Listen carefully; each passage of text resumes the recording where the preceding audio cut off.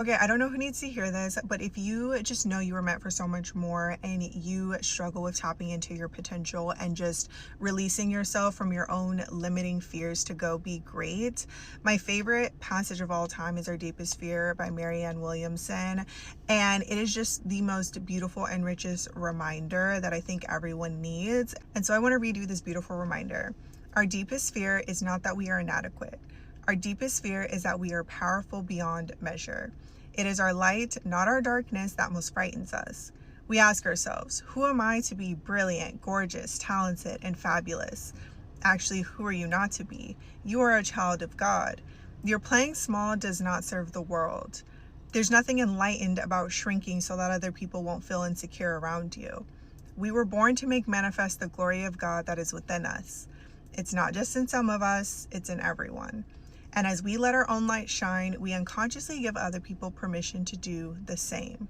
As we are liberated from our own fear, our presence automatically liberates others. Listen to that again and again until you quite literally ingest it in your veins to be true, because it's gonna happen. It's crazy because once you decenter men, you see how awful most men treat most women. Like, I've decentered them, and I'm not doing that, but when I'm out and about, I just watch. I watch this gorgeous woman. I believe they were probably on a date with this guy. She's gorgeous. He's walking 5 steps ahead of her, and she's like trying to catch up, trying to walk faster, and he's just walking. I'm just like, what is wrong with you? Doesn't open I've seen this all the time, and I've pointed this out, and women actually will defend their man, and it's crazy to me.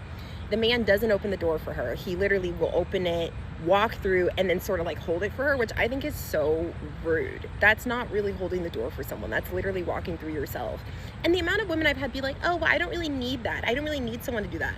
Girl, come on now. What is the point of being in a relationship with a person if they don't even consider you? Just basic consideration is walking next to your partner. Basic consideration is opening the door for your partner, thinking of your partner before yourself. Like, that is just basic.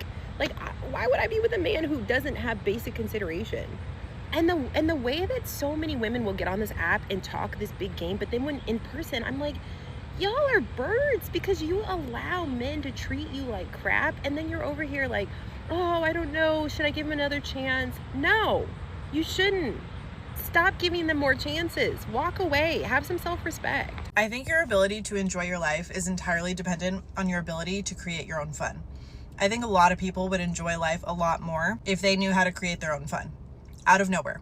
Where there was no fun before, you create fun. Whether that's like doing an evening of chores and making it fun, going to get ice cream by yourself, going to run errands and making it a thing, anything. Taking yourself to dinner, taking yourself to lunch, taking yourself to get a coffee. Creating fun for yourself and of yourself that requires no one else, out of nowhere, where there wouldn't have been fun before.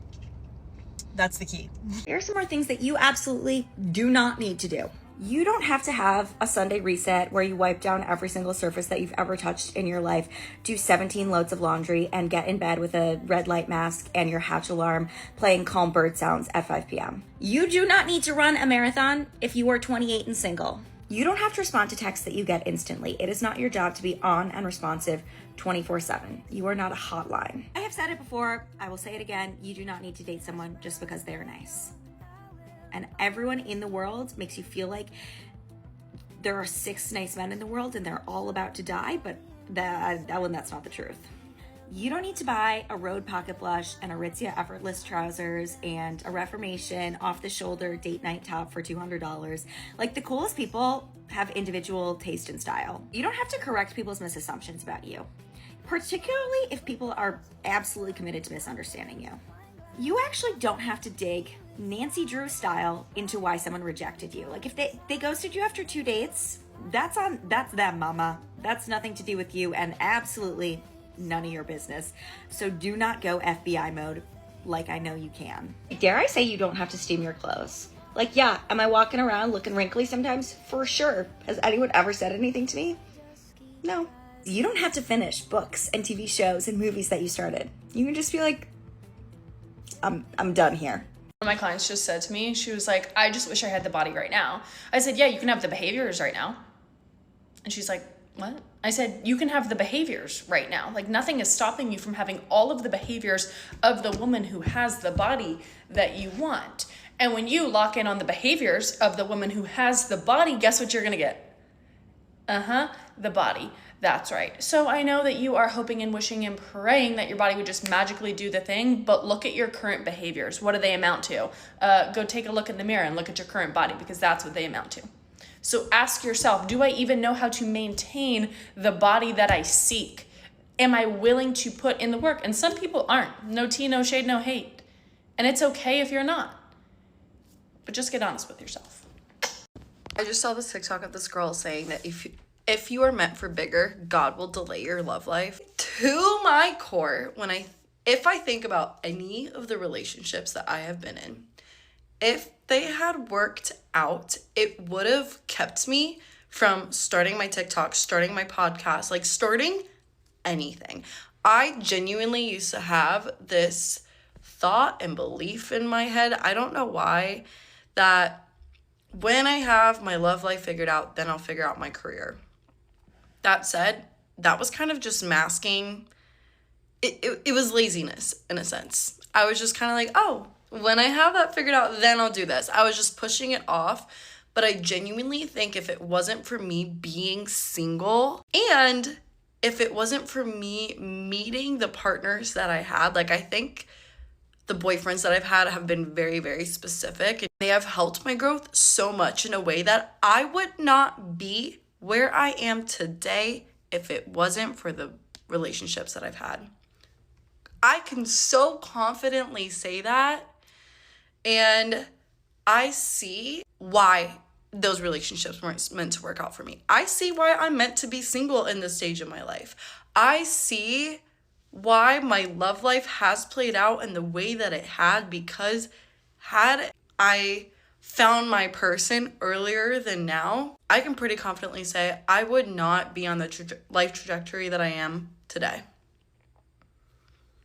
I would honestly bet all of my money on that. Back to that girl saying that you have a bigger purpose, your love life's gonna be delayed. I believe that to my core.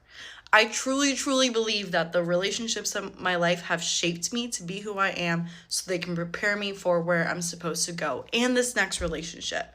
But it's just interesting because I really, really know if I was like married by this point, I would not be following my dreams. Which is so sad, but I don't think I ever could have done that had my love life played out in a different way. Who knows? And at the end of the day, you have to ask yourself who benefits from you hating yourself. How much money are you putting in some old, mean, misogynistic white man's pocket every time you go and buy a new beauty product or pay for a new surgery or whatever, right? You have to think about, who am I wishing so aggressively for them to love me and to validate me and to like me? Whose mistreatment am I ignoring because I'm more interested in being picked and being liked? I think when you see that, like, women's appetite for self-destruction, women's self-hatred, women's insecurity is incredibly profitable and incredibly useful to patriarchy being able to move forward, I think it reframes our relationship with ourselves, right? It reframes the way that you think about engaging in these industries. Because we're also really fed this narrative that we need to, like, kind of engage in these beauty practices or engage in this way of being endlessly kind and accommodating to other people, under the assumption that it is bettering you, right? That that's what it means to be a good woman. That's what it means to, like, access the best version of yourself. But that's a really insidious lie, right? When you think about the fact that you don't benefit from endlessly toiling away at what it is you look like. You don't benefit from self-hatred. Somebody else does. I just read this thing online and it has totally changed my attitude this week, and I wanted to change yours too. It said that discipline is hard, but staying exactly the same and having regrets for your whole life is also hard, so you can choose your hard. I was raised by a Buddhist mother, and the biggest thing that she taught me was that none of this is actually ours. Anything tangible in this world is not truly ours. We don't actually possess anything. I'm not entitled to anything. I am not owed anything just because I'm here. This is all just an experience that I'm very grateful for. When you realize that nothing is really yours, people are not yours, you can't say that this thing is mine, it makes it a lot easier to let go of things gracefully. The second thing is exercising control over your emotions. You and I cannot control what happens in the world, but we can control our emotions, how we respond, and how we see things. The quality of your life is defined by how well you respond to things and how you choose to see the world. Everybody goes through setbacks, we all fail, we all mess up and have bad days. If you are someone who constantly chooses to respond to it negatively, thinking that there's something wrong with you, that you are inherently unlucky, you will have a terrible life. If you respond to setbacks more neutrally, you will have a much better life. A bad day doesn't mean you have a bad life, it's just one day. The world is extremely chaotic, but I know that I can always count on myself to respond accordingly. And this builds immense trust within yourself to stay calm no matter what, because you know you're going to be okay, whatever's thrown at you. Third thing I do, I don't shame myself for having an ego, but I separate it as much as possible. It is human to want things that are considered vain or shallow, like money, looks, a fancy car, a nice house, things like that. I don't try to fight my ego, I embrace it and I talk to her. So when I feel antsy about money, I ask myself, what is it that you actually want? Because it's almost never ever money. We don't want objects, we want feelings. If I'm feeling a pull towards money, it's usually because I want more comfort, more stability, more safety. You can bypass that. You don't need the object to make you feel safe. You can just regulate yourself in the moment and remind yourself that you do have enough and that you are in a stable position. Your ego is what makes you human. It's not a good or bad thing, it just is. The fourth thing I do, and I notice this is the biggest cause of people suffering, but they will get way too attached to a specific path. So I said earlier what we really want is a feeling, right? If you want the feeling of achievement, success, stability, a comfortable life where you can provide for yourself consistently, if you are obsessed with the path of going to med school, you will drain yourself so quickly. There are an infinite amount of paths that you can take. I find that surrendering control and letting the path come to you, this is what leads to the most fulfilling life. I know it can be overwhelming to think about the amount of paths that we can take, but whatever path you take is the right one. Divine timing is a beautiful thing and it works every single time, so open yourself up to all of the possibilities. Don't be afraid to change your mind, try out new things, and see what comes to you, because you never know what'll happen. Last thing I do, whenever you have moments where you don't feel calm, don't treat it as a bad thing. It's not a failure.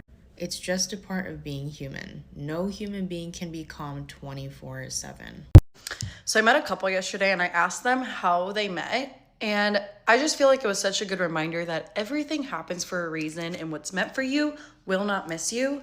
So I wanted to share it because I feel like that gave me peace and hopefully it'll give someone else peace too. So the guy was talking about how they met at a dog park and he was like, funny enough, I had this really strict rule on myself that I don't shit where I eat. Like if I have a dog, I'm always at the dog park. I will not date people there because you just know that that's where you're going to be and it's going to lead to awkward situations, whatever. He had this very strict rule for years. One morning, he was having a really just like tough day, something with work, whatever, just like he was having a tougher day than usual. And his dog, it's a golden retriever. She's so cute, but she just like starts running and goes to this like corner of the park. And he was like, okay, perfect, because I don't really want to talk to anyone anyways. I just kind of want to like sit here by myself. The dog ends up starting to play with this other golden retriever. Side note too, he also said that his dog, she's like so sweet, but not very social. With other dogs, with other people, she kind of just tends to herself. All of a sudden, she's just like playing with this other golden retriever. He starts talking to the girl and he was like, they just kind of hit it off and he broke his rule. And now they're engaged. He broke his rule and now they are engaged. And like that, for me, brings me so much peace. And the thought that it's like, you can have these rules for yourself. The person that's meant for you will still find a way to be in your life. What's meant for you will not miss you in life, in love. And I thought it was beautiful. I shared it with another girl and she was like, I really needed to hear that today. So hopefully someone needed to hear that too.